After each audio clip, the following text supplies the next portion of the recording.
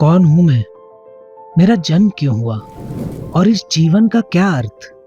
अगर ये सवाल कभी चुपचाप तुम्हारे भी अंदर उतरे हैं तो ट्रस्ट मी, तुम अकेले नहीं हो। तुम रोज भागते हो, काम के पीछे, रिश्तों के पीछे, पैसों के पीछे, सक्सेस के पीछे। पर क्या एक पल रुककर अपने आप से पूछा कि मैं कौन हूं और मैं यहाँ क्यों हूं? याद करो, जब तुम छोटे थे तो कितने खुश थे। तुम्हारी मुस्कान, तुम्हारी आंखें उम्मीद से चमकती थी। सब अच्छा लगता था। तुम्हें तुम्हारी पहचान स्पष्ट थी। पर दुनिया ने तुम्हें सिखाया, तुम्हारा उद्देश्य है नाम बनाना, पैसा कमाना, जीवन में सफल होना। पर यह लक्ष्य है, उद्देश्य नहीं। लक्ष्य बाहर होते हैं, उद्देश्य भीतर होते हैं।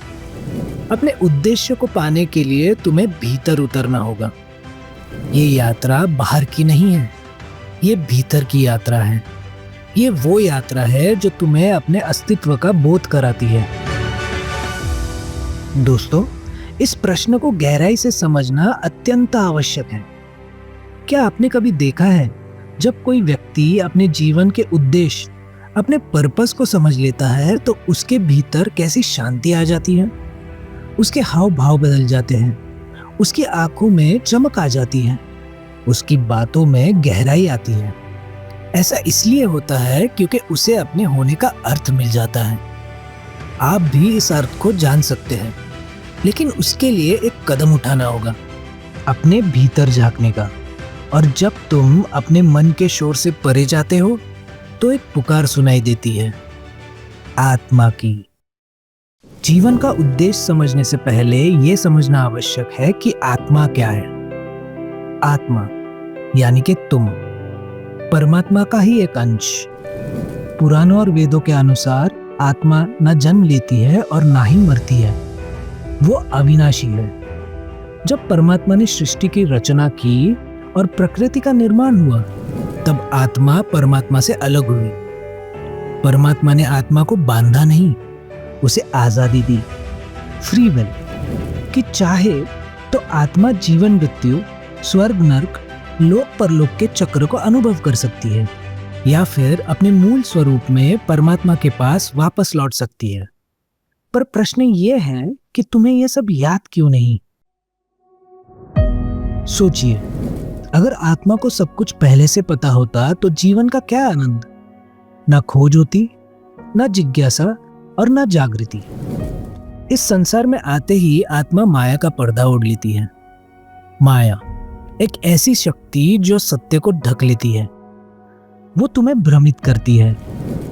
तुमने जीवन भर दुनिया की सुनी, अपनी नहीं। लोगों की उम्मीदें, समाज का डर, तुलना का जहर, ये सब ने तुम्हें अपनी असली पहचान से दूर रखा। तुम्हें याद करना होगा कि तुम परमात्मा का ही एक प्रतिबिंब हो, जो स्वयं को अनुभव करने इस संसार में आया है। और यही पहला पड़ाव है, खुद को पहचानना और अपने धर्म और उद्देश्य को याद करना। कुछ चीजें तुम आसानी से कर लेते हो, जिसे करने से तुम्हें सुख मिलता है। जहां मेहनत खेल बन जाए और समय रुक जाए, वही तुम्हारी दिशा है। जो तुम प्यार से दूसरों के लिए करते हो, जो दूसरों के जीवन में रोशनी लाए बिना किसी स्वार्थ के, वही तुम्हारा धर्म है। धर्म को खोजना नहीं पड़ता, उसे याद करना पड़ता है। तुम्हारे और हर एक मनुष्य के जीवन का पहला उद्देश्य है खुद का विकास। तुम्हारा दूसरा उद्देश्य है योगदान। तुम्हारा उद्देश्य सिर्फ खुद के लिए जीना नहीं, तुम्हारे माध्यम से दूसरों की मदद हो और समाज आगे बढ़े। जब तुम स्वयं के लिए कार्य करते हो तो तुम्हारी उन्नति होती है, पर जब तुम्हारे कर्म दूसरों के जीवन में रोशनी लाते हैं तो तुम्हारा जीवन सफल होता है।